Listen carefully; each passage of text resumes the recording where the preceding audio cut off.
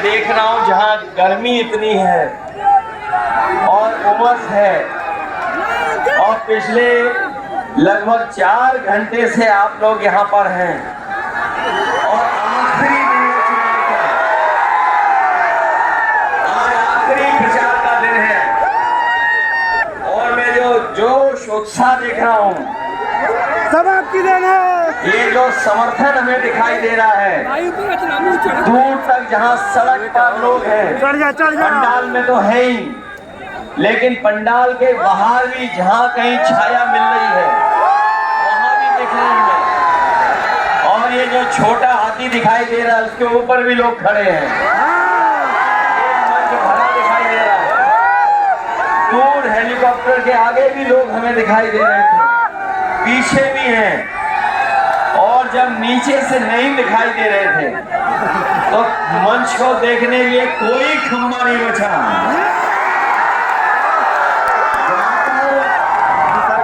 8-10 लोग हमें न दिखाई दे रहे हो नौजवान, जब खंभे पर जगह नहीं बची तो हमारे जो टेंट लगा, टेंट का जो पाइप है उससे भी बड़ी संख्या में लोग दिखाई दे रहे हैं। लेकिन जो ऊपर हैं मुझसे निवेदन है, इसके बाद और किसी को मत ऊपर बुलाना। वहाँ पेड़ है, पेड़ पे भी लोग हैं।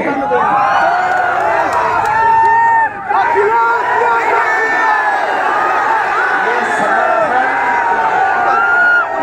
न केवल जीत दिलाने जा रहा है, बल्कि रिकॉर्ड मतों से राजीव गांधी को जिताने जा रहा है।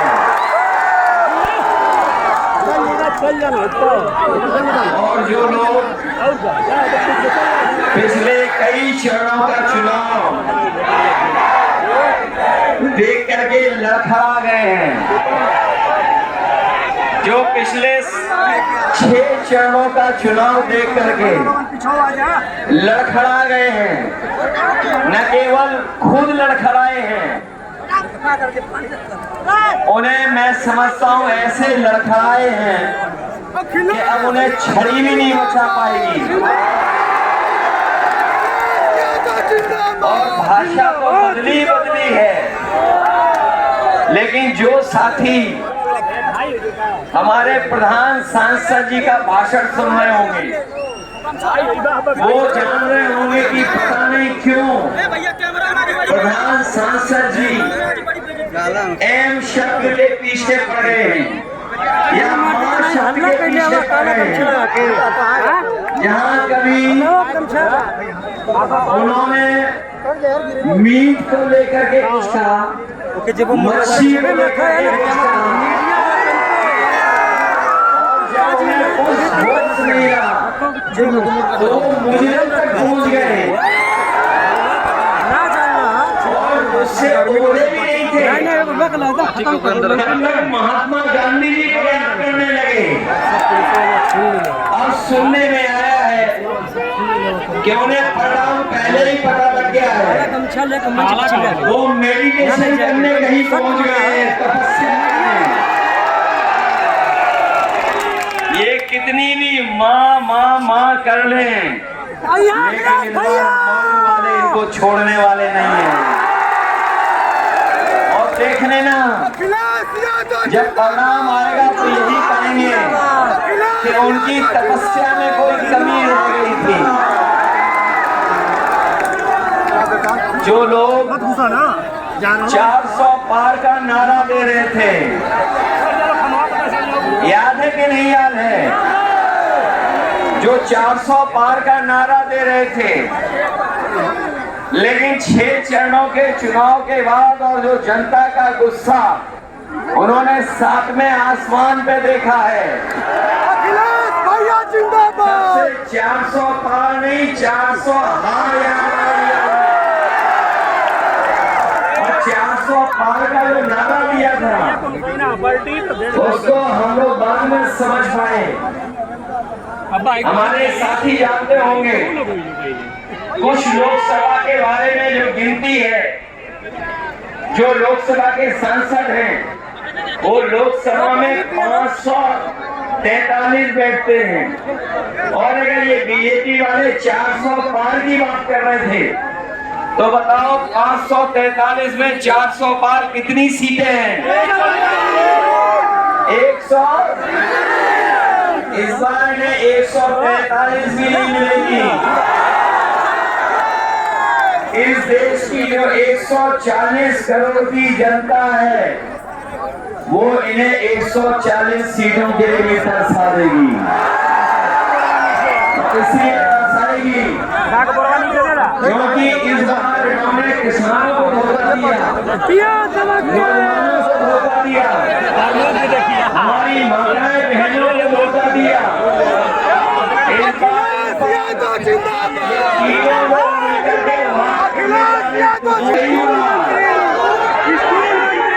कई बार आ गए हैं और उन्हें पता है कि घोसी का परिणाम क्या था। उन्हें जब घोसी का परिणाम पहले ही पता है, तो सोचिए क्यों आ रहे थे वो इसलिए आ रहे थे कि आप अपने वोट के दिन सावधान रहना। बताओ, वोट के दिन आप लोग सावधान रहोगे कि नहीं रहोगे? जहाँ इन्होंने किसानों को धोखा दिया, वहीं हमारे नौजवान जानते होंगे कि एक नौजवान को इन्होंने जब कभी परीक्षा देने गया तो इन्हें धोखा मिला है। कोई परीक्षा ये सरकार नहीं करा पाई, जबकि परीक्षा हुई, इस सरकार में पेपर लीक हो गया और पता नहीं कहां पर लीक है, जो अभी तक सरकार लीकेज नहीं रोक पाई है। बताओ, पेपर लीक हुए कि नहीं हुए? और जो नौजवान जानता होगा, जिसने परीक्षा की तैयारी की होगी, पढ़ा लिखा, अभी तक जितनी भी परीक्षाएं हुई हैं, सब परीक्षाओं के पेपर लीक हो गए। और याद रखना नौजवान साथियों, ये पेपर लीक नहीं हुए हैं, इस सरकार ने जानबूझ करके पेपर लीक कराए हैं। और इसलिए पेपर लीक कराए जिससे नौजवानों को उन्हें नौकरी न देनी पड़ जाए। इन नौकरी की वजह से न केवल आपका भविष्य अंधकार में डाला है, बल्कि हमारे नौजवान साथियों सोचना जा करके घर बैठ करके पिछले 10 साल में जो आपको बेरोजगार बनाया, नौकरी नहीं दी है, आपका 1/3 जीवन इन्होंने बर्बाद करने का काम किया। 1/3 जीवन बर्बाद कर दिया। और यहाँ का मऊ का नौजवान, यही गाजीपुर, बनारस, आजमगढ़ और आसपास के गोरखपुर के नौजवान तैयारी करते थे फौज की। वो खेतों में दौड़ करके, मैदानों में तैयारी करते थे, दौड़ करके सुबह इस बात की तैयारी करते थे, सोचते थे कि उन्हें फौज में नौकरी मिल जाएगी और नौकरी मिलने के बाद वो वर्दी पहन करके देश की रक्षा करेंगे। लेकिन इस सरकार ने ये जो आधी अधूरी नौकरी की व्यवस्था की है, जो अग्निवीर वाली व्यवस्था की है, हमारा नौजवान जानता होगा, ये जो अग्निवीर व्यवस्था है, इसमें न पक्की नौकरी मिलनी है, न नौकरी अगर मिल भी गई और फौज में अगर चले भी गए और अगर शहीद हो गए, तो न केवल आपको धोखा मिलेगा वहां पर, न शहीद का दर्जा मिलेगा, न सुविधाएं मिलेंगी और आपको कोई सम्मान भी नहीं मिलेगा। इसलिए समाजवादी पार्टी और इंडिया गठबंधन अपने नौजवानों को कह के जा रही है कि जब कभी भी सरकार बनेगी 4 तारीख को, ये अग्निवीर व्यवस्था हमेशा हमेशा के लिए खत्म। और पहले जैसी नौकरी जहां पर पक्की वर्दी पहनने को मिलती थी, पक्की नौकरी मिलती थी, वही व्यवस्था लागू करेंगे। और न केवल व्यवस्था लागू करेंगे, बल्कि हम लोग तमाम नौजवानों को जिनकी भर्ती छूट गई है, उम्र की भी छूट देंगे, संख्या भी बढ़ाएंगे, जिससे ज्यादा से ज्यादा लोगों को, नौजवानों को नौकरी मिल जाए और वर्दी पहनने को मिल जाए।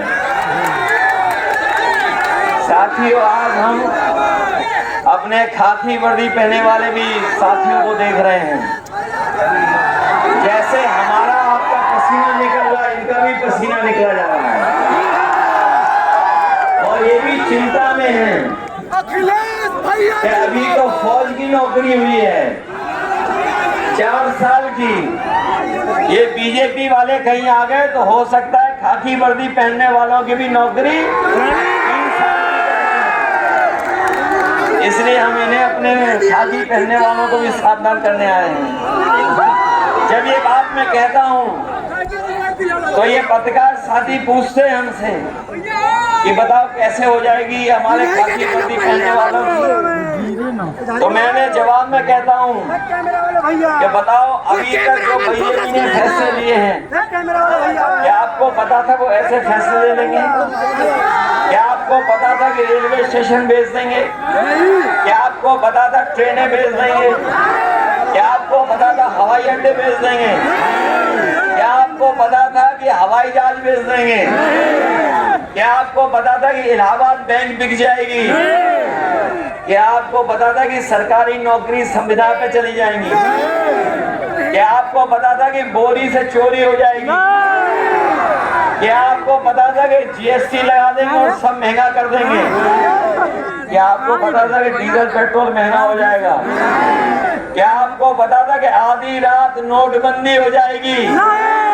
तो जब नहीं पता था और नहीं पता था अग्निवीर का, तो हो सकता है बीजेपी वाले खाकी वर्दी पहनने वालों की भी नौकरी 3 साल की कर।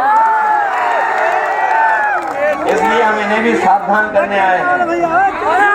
गोली से चोरी हो गई कि नहीं हो गई? पहले कितने किलो की चोरी हुई और फिर कितनी हो गई? हो गई 10 किलो की चोरी। और हम तो कई बार कह चुके हैं ये बोरी की चोरी बीजेपी वाले पार्ले जी बिस्किट पैकेट से सीख के आए हैं। जिन्होंने कभी बाजार में देखा होगा पहले बिस्किट का पैकेट कितना बड़ा आता था? बताओ इतना बड़ा आता था कि नहीं आता? और जैसे जैसे महंगाई बढ़ी और उन्होंने मुनाफा कमाना शुरू किया, बताओ बिस्किट पैकेट कितना छोटा हो गया? बताओ 5 बिस्किट का पैकेट हो गया कि नहीं हो गया? ये लोग आ गए तो हो सकता है 1 बिस्किट वाला पैकेट मिले। मैं देख रहा हूँ ये टैटू गैंग बिस्किट का पैकेट दिखा रहा है। अभी तो 5 का हुआ है, खोल के देखो कितने का है। और ये नौजवान हमारे जो मोटरसाइकिल खरीदते थे पहले कितने की आती थी और आज कितने की आ रही है? 1 लाख हो गई कि नहीं हो गई? और याद कीजिए जब चुनाव था 2022 का तो ये राशन में क्या क्या दे रहे थे आपको? राशन में दाल दे रहे थे, चना दे रहे थे, रिफाइंड तेल दे रहे थे, नमक दे रहे थे, क्या दे रहे हैं राशन में? राशन में भी कटौती हो गई कि नहीं हो गई? इसलिए समाजवादी पार्टी और कांग्रेस और इंडिया गठबंधन ने तय किया है कि अपने गरीबों के लिए भरपेट भोजन हो जाए पूरे परिवार को। इसलिए राशन को बढ़ाने का काम करेंगे, गुणवत्ता अच्छा करेंगे। और जिस तरीके से संपन्न लोग आजकल बाजार में पैकेट का आटा खरीद रहे हैं जो गुणवत्ता में अच्छा है और पौष्टिक भी है, तो हम अपने गरीब परिवार के लोगों को भरोसा दिला के जा रहे हैं। या राशन बढ़ेगा, मात्रा बढ़ाएंगे, गुणवत्ता ठीक करेंगे और पैकेट के आटा के साथ साथ आपको डाटा भी फ्री देने का काम करेंगे। आटा आपके स्वास्थ्य को बेहतर रखेगा और डाटा आपको आपके मोबाइल चलाने के काम आएगा और उससे जानकारी हासिल कर लोगे। जो पढ़े लिखे नौजवान हैं वो नौकरी ढूंढ लेंगे, ऑनलाइन पढ़ाई भी कर लेंगे और कोई जरूरत होगी जानकारी हासिल करना चाहेंगे तो बताओ हासिल कर लोगे जानकारी के नहीं कर लोगे? इसलिए राशन के साथ साथ पैकेट का आटा जो पौष्टिक होगा, आटा के साथ डाटा भी याद होगा समाजवादी साथियों ने लैपटॉप दिया था, हाँ दिया था, और जहां लैपटॉप मिला होगा जिन साथियों को, वो अभी भी चल रहा होगा, और जिनके परिवार में वो पहुंचा होगा, जब ऑन करते होंगे तो नेताजी और हम लोग भी दिखाई देते हैं, लेकिन उसकी भी इन्होंने नकल कर ली। लोकल है, नकल कर ली कि नहीं कर ली? हम लोगों ने दिया था इतना बड़ा लैपटॉप, इन्होंने कितना दे दिया, और इतना रद्दी दिया है कि उंगली घिसते रहो, चलता ही नहीं है। बताओ, सब व्यवस्था खराब कर दी कि नहीं कर दी? समाजवादियों ने एम्बुलेंस दी थी, एम्बुलेंस भी अब नहीं पहुंचती गाँव नहीं, और जो 100 नंबर वाली गाड़ी दी थी जो 112 कर दी, और जब से 100 से 112 की है सरकार ने, हमारे पुलिस के भाइयों को लगता है कि उन्हें भी रेट बढ़ा लेना चाहिए। रेट बढ़ा लिया कि नहीं बढ़ा लिया? और केवल भ्रष्टाचार यहाँ नहीं बढ़ा है, बताओ, इलेक्टोरल बॉन्ड लेकर के न केवल बीजेपी की इलेक्टोरल बॉन्ड से पोल खुल गई है, बल्कि जो जो लोग जान गए हैं कि किस तरीके से इन्होंने पैसा वसूला है, बताओ, इन बीजेपी वालों का बैंड बज गया कि नहीं बज गया? और जहां इन्होंने बड़े बड़े लोगों से लिया पैसा, लेकिन इन्होंने उन्हें भी नहीं छोड़ा, वैक्सीन वालों को नहीं छोड़ा। याद है आपको, और हमें सबको वैक्सीन लगवा दी, कोई बचा तो नहीं जिसको वैक्सीन न लगी हो, सबको वैक्सीन लगवा दी। और हमारे जो पुलिस के भाई लोग हैं, ये लगवाना नहीं चाहते थे, इनको भी वैक्सीन लगवा दी। और बताओ, वैक्सीन लगने से जान को खतरा हो गया कि नहीं हो गया? और सुनने में आया है कि जिन्होंने वैक्सीन लगवा ली है उन्हें बीमारी होने जा रही है, न केवल बीमारी बल्कि हार्ट अटैक भी हो रहे हैं। बताओ, ये व्यवस्था की बीजेपी ने कि नहीं की? और सच्चाई तो ये है कि आज सब दवाई महंगी हो गई है। जो बुखार 500 mg गोली खाने में ठीक हो जाता था, आज 650 डोलो गोली खानी पड़ रही है। दवाइयां महंगी कर दी कि नहीं कर दी? और जिस कंपनी ने वैक्सीन लगाई थी, अब वही कंपनी कह रही कि हम वैक्सीन वापस ले लेंगे। कोई बता दे हमें, जो शरीर में वैक्सीन लग गई हो वो शरीर से वापस कैसे आएगी? कोई व्यवस्था है इसकी कि शरीर से वापस ले लेंगे? बताओ, ये झूठ बोलते हैं बीजेपी वाले कि नहीं बोलते हैं? इसलिए चुनाव में आप लोग सावधान रहेंगे कि नहीं रहेंगे? समाजवादियों ने बहुत काम किए थे, आपको याद होगा। जहाँ किसानों को सुविधा दी थी, वहीं हमारे बुनकर भाई भी जानते होंगे कि सरकार में नेताजी ने और समाजवादियों ने उनको बहुत सुविधा दी थी, और फ्लैट रेट पर उन्हें बिजली मिलती थी। लेकिन जब से ये सरकार आई है बीजेपी की, इसने हमारे बुनकर भाइयों के सामने संकट पैदा कर दिया है। हम अपने तमाम बुनकर भाइयों को कह के जा रहे हैं, जब कभी भी सरकार बनेगी तो न केवल पहले से अच्छी बिजली की व्यवस्था करेंगे, और अगर हमें पैकेज दे करके अगर बुनकर भाइयों की मदद करनी पड़ेगी, क्योंकि आज सबसे ज्यादा संकट में, दयनीय स्थिति में अगर कोई हमारा है तो हमारा सबसे ज्यादा गरीब हुआ है तो हमारा बुनकर भाई हुआ है। इसलिए हम बुनकर भाइयों के लिए जो भी सुविधा देनी पड़ेगी, अगर बिजली की सुविधा देनी पड़ेगी तो बिजली की सुविधा देंगे, उन्हें अगर धागे की रॉ मटेरियल की सुविधा देनी पड़ेगी वो भी देंगे, और अगर बाजार में उनके सामान को खरीदने के लिए अलग से पैकेज की व्यवस्था करनी पड़ेगी तो वो भी देने का काम करेंगे, जिससे हमारा बुनकर भाई भी खुशहाल हो जाए। कम से कम हम लोगों ने गमछा पहन के शुरुआत तो कर दी है बुनकर भाई, और सुना तो ये है कि इतने गमछे बिके जिसकी कोई कल्पना नहीं कर सकता है, और वो भी सबसे ज्यादा लाल रंग में। जहां हम लोग बुनकर भाइयों को सुविधा देने जा रहे हैं, वही अपने हम किसान भाइयों कह के जा रहे हैं कि इंडिया गठबंधन ने तय किया है कि अगर ये बड़े लोगों का कर्ज माफ कर सकते हैं, बड़े उद्योगपतियों का कर्ज माफ कर सकते हैं, जो उनके मित्र मंडली के लोग हैं उनका कर्ज माफ कर सकते हैं, 26 लाख करोड़ कर्ज माफ हो सकता है, तो जब सरकार बनेगी तो हम अपने किसान भाइयों का भी कर्ज माफ करने का काम करेंगे। न केवल किसानों का कर्ज माफ करेंगे बल्कि अपने किसानों की पैदावार को के लिए कीमत मिल जाए उसके लिए अगर कानून